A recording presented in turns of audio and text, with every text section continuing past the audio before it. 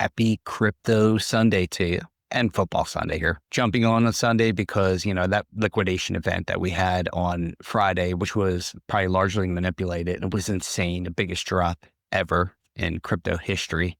We'll get into that shortly. I'll do a little screen share on that. But I just want to let you know, we need cleansings like that. And that's actually a good thing. And it shows the bullishness in the market that everything is now recovered close to where it was before, if not some projects above where they were before. That a very good sign. So it shows that there are a lot of buyers. You're getting rid of all these people who leverage. Why people leverage, I just do not understand it. I never recommend leverage. I would not leverage. I've never leveraged in crypto, and I won't leverage in crypto. And I don't want any of you guys out there leveraging in crypto. You will get wiped out. You will get liquidated. You will pay the price.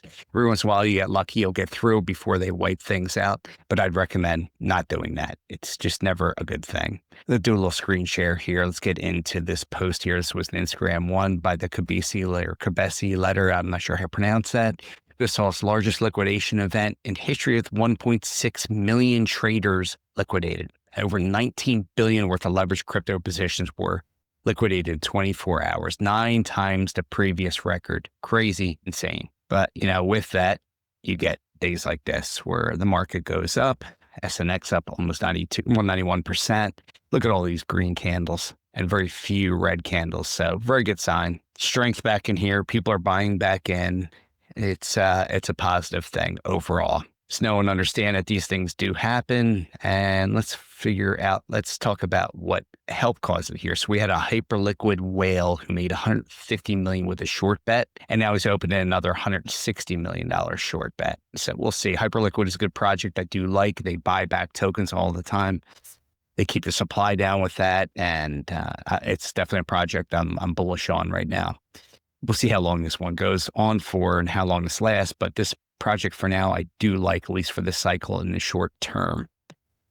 But it was Binance, right? Binance was the one that had helped cause this whole flash crash with their Oracle feed. They had some crazy, let's see where you find it here. Here we go. The USDE was depegged, and it was a coordinated attack through their own oracles.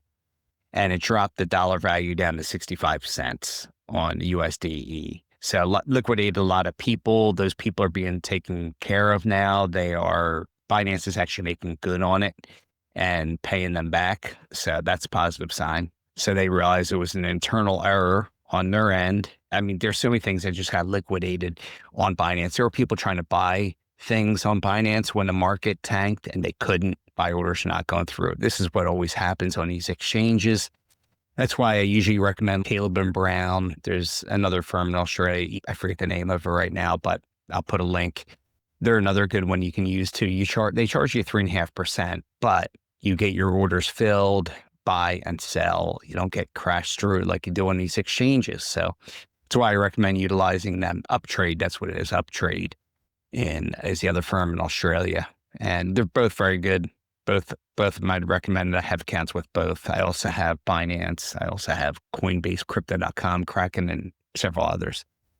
But they will play games and manipulate. Know that can happen. And it probably will happen and will happen again. So just know and understand that. All right. So with that, knowing that, how do you know when the market's getting overheated? Well, it gets overheated quite often. And there's certain indicators you can look at here to reduce that, right? One of them is the relative strength index, the RSI. When that gets above 70 is when it's overheated. That's the number one. Fear and greed index. When fear and greed is over 75, that's when you know the market's overheated and you want to look to get out. Then you have things with the futures contracts where there's too many long positions and there's 5% more long positions than short. That's when you know it's overheated as well. Social media influencers, when you start seeing everything on TikTok, Instagram, Tube, Twitter, when everybody's on there pushing things and the narrative is crazy, there's a bunch of FOMO, that's when you know you probably want to sell and get out. And there's also on-chain data. So you can look at on-chain data with Bitcoin, with Ethereum. You can look at it on other different cryptos too. When you see these whales moving their coins from their cold storage or their wallets onto exchanges, know they're moving them on exchanges to sell. So they're going to liquidate everything. You want to sell before they do because they're going to push the price down a lot quicker than you're going to be able to push the price down when you just own a little bit compared to what they own.